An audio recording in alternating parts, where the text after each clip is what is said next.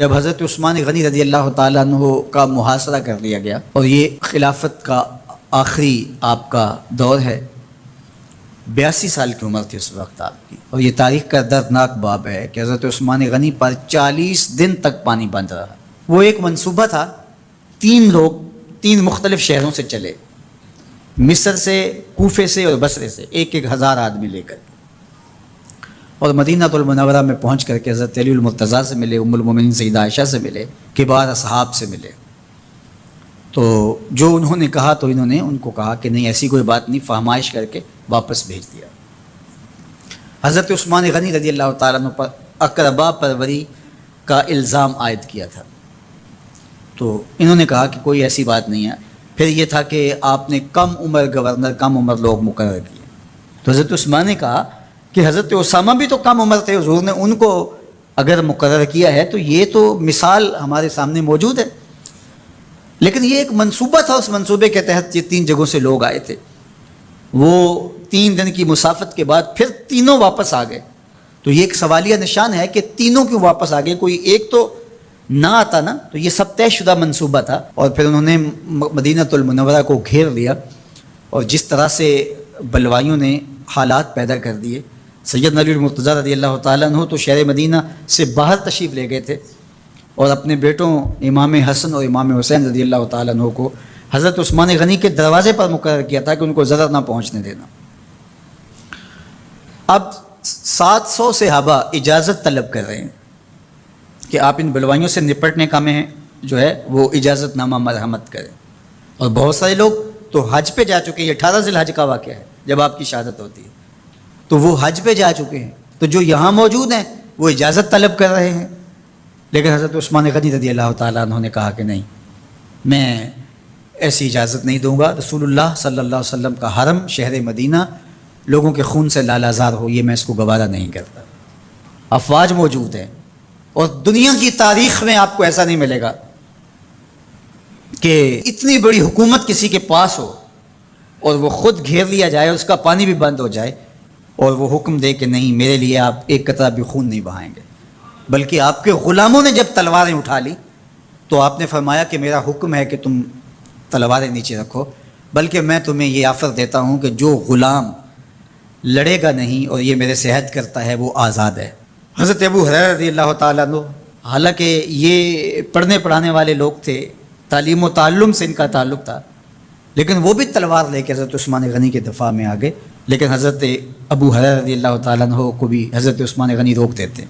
مالک بن اشتر کہنے لگا کہ ہم آپ کی دستبرداری کے خواہاں ہیں، آپ خلافت سے دستبرداری اختیار کر لیجئے۔ تو حضور علیہ الصلوۃ والسلام کے اس جان نثار صحابی نے، حضرت عثمان غنی نے فرمایا یہ نہیں ہو سکتا۔ دستبردار کیوں نہیں ہوئے؟ لگتا تھا یہ سب سے زیادہ آسان تھا، لیکن حضور نے ارشاد فرمایا تھا، اے عثمان، تمہیں اللہ ایک قمیص پہنائے گا، لوگ اس کو اتارنا چاہیں گے، تم کبھی نہ اتارنا۔ تو اس سے مراد خلافت کی قمیض ہے، اور ان کی شہادت کی خبر بھی اللہ کے محبوب علیہ السلام نے دی تھی، اور اگر آپ دستبردار ہو جاتے تو یہ ایک کھلونا بن جاتا، بازیچہ بن جاتی خلافت۔ چند آدمیوں کے پریشر سے خلافت سے دستبرداری کرنا پڑتی۔ اچھا، ایک یہ سوال بھی پیدا ہوتا ہے، چند باغی تھے، ان کو کس طرح کچل دیا جاتا؟ لیکن حضرت عثمان غنی یہ نہیں چاہتے تھے۔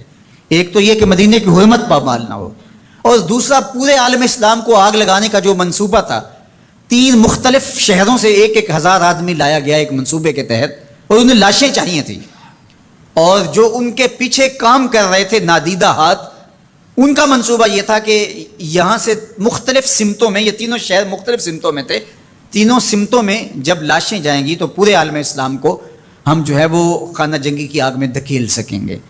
تو حضرت عثمان غنی ان سازشوں سے آگاہ تھے، تو سب سے اہون اور آسان یہ تھا کہ قربانی پیش کر دی جائے، اور پھر انہوں نے سن بھی رکھا تھا کہ 2 شہید ہیں، شہید تو انہوں نے بہرحال ہونا ہے، تو لہٰذا میں خلافت سے دستبردار بھی نہیں ہوں گا، اور شہر مدینہ کی حرمت بھی پامال نہیں ہونے دوں گا، اور تیسری بات یہ ہے کہ میں خود مظلوم شہید کر دیا جاؤں۔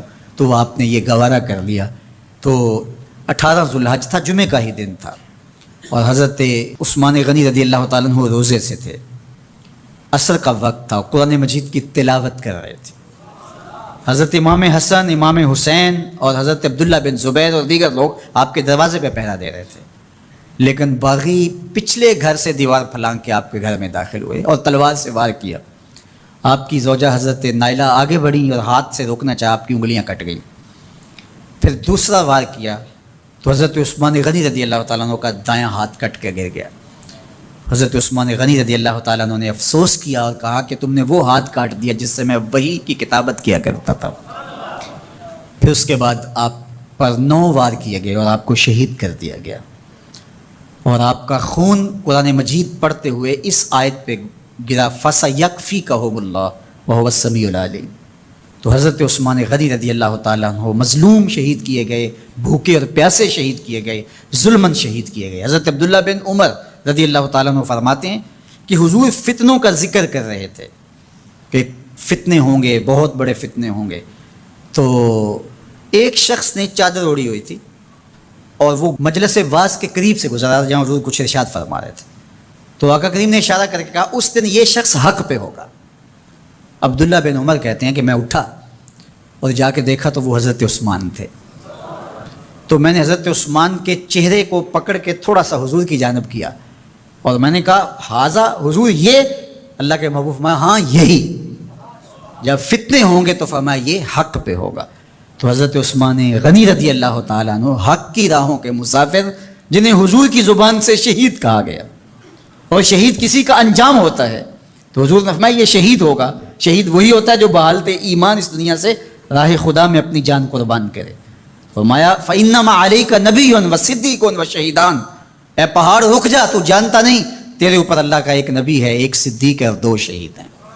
تو حضرت عثمان غنی رضی اللہ تعالیٰ عنہ عظمتوں کے مینار، اللہ اکبر. تو یہ حضرت عثمان غنی رضی اللہ تعالیٰ عنہ کا یہ کارنامہ تھا کہ آپ نے اپنی جان پیش کر کے امت کو جو ہے وہ فتنوں سے محفوظ کر لیا اور امت کو بچا لیا. حضرت عثمان غنی رضی اللہ تعالیٰ عنہ پہ کروڑوں رحمتیں، کروڑوں سلام. ہم آپ کی عظمت کو سلام پیش کرتے ہیں، عقیدتوں کا خراج پیش کرتے ہیں. حضور کی خدمت میں ایک جنازہ لایا گیا اور حضور سے عرض کی گئی حضور اس شخص کا جنازہ پڑھا دیجئے. تو حضور نے انکار کر دیا، کہا میں جنازہ نہیں پڑھاؤں گا. تو صحابہ نے عرض کیا یا رسول اللہ کبھی ماضی میں ایسا نہیں ہوا، جب بھی کوئی جنازہ لایا جاتا ہے تو آپ جنازہ پڑھا دیتے ہیں اور آپ نے آج انکار کر دیا ہے. تو فرمایا یہ شخص میرے عثمان سے بغض رکھتا تھا اور اس کو اللہ نے بھی اپنی رحمتوں سے محروم کر دیا ہے. حضور نے اس شخص کا جنازہ نہیں پڑھایا جو مبغض عثمان غنی رضی اللہ تعالی عنہ. تو اب آپ اندازہ کیجئے وہ کتنا بدبخت شخص ہے جو حضرت عثمان سے بغض اور دشمنی رکھتا ہے. حضرت عثمان غنی رضی اللہ تعالی عنہ سے اللہ کے محبوب علیہ السلام نے کتنی خوبصورت ارشاد فرمائی، میں اس سے حیا کیوں نہ کروں جس سے اللہ کے فرشتے بھی حیا کرتے ہیں. یعنی عثمان غنی وہ ہیں جس سے اللہ کے فرشتے بھی حیا کرتے ہیں، اور جو عثمان غنی کا حیا نہیں کرتا اس سے بڑا بے حیا کون ہو سکتا ہے. حاکم نے مستدرک کے اندر روایت ذکر کی ہے کہ بہت سارے صحابہ حضور کی بہت ساری خوبیوں کے مظہر تھے، اور سب سے زیادہ حضور کے خلق کے مشابہ حضرت عثمان غنی رضی اللہ تعالیٰ. اور خلق میں سب سے اونچا درجہ حیا کا ہوتا ہے. تو حضرت عثمان غنی رضی اللہ تعالیٰ عنہ حیا کے اس مقام پہ فائز المرام تھے جو انہی کا مقصوم تھا. اللہ ہمیں حضور کے اہل بیت، حضور کے اصحاب، بلکہ حضور کے در کی مٹی کی تعظیم بھی نصیب کرے. اقبال نے کہا تھا خاک طیبہ از دو عالم خوش ترست، آن خنک شہرے کے آنجا دل برست. ہمیں تو طیبہ کی مٹی بھی اچھی لگتی ہے اس لیے کہ وہاں محبوب جو رہتے ہیں. تو محبت تو اس چیز کی متقاضی ہوتی ہے، محبوب کی راہوں کو بھی سلامی پیش کی جائے. تو جو حضور علیہ السلام کے ساتھ منسوب اتنی وقی نسبتیں ہیں ان کا احترام کیوں نہیں کریں گے. تو حضرت عثمان غنی تو داماد رسول ہیں، حضرت عثمان غنی تو ذوالنورین ہیں، حضرت عثمان غنی تو حضور علیہ الصلوۃ والسلام کے محبوب اور حضور علیہ الصلوۃ والسلام کے پیارے ہیں. ان کو جنت کی بشارت دی گئی ہے، عشرہ مبشرہ میں سے ہیں، 4 جلیل القدر خلفاء میں ان کا نام شامل ہے.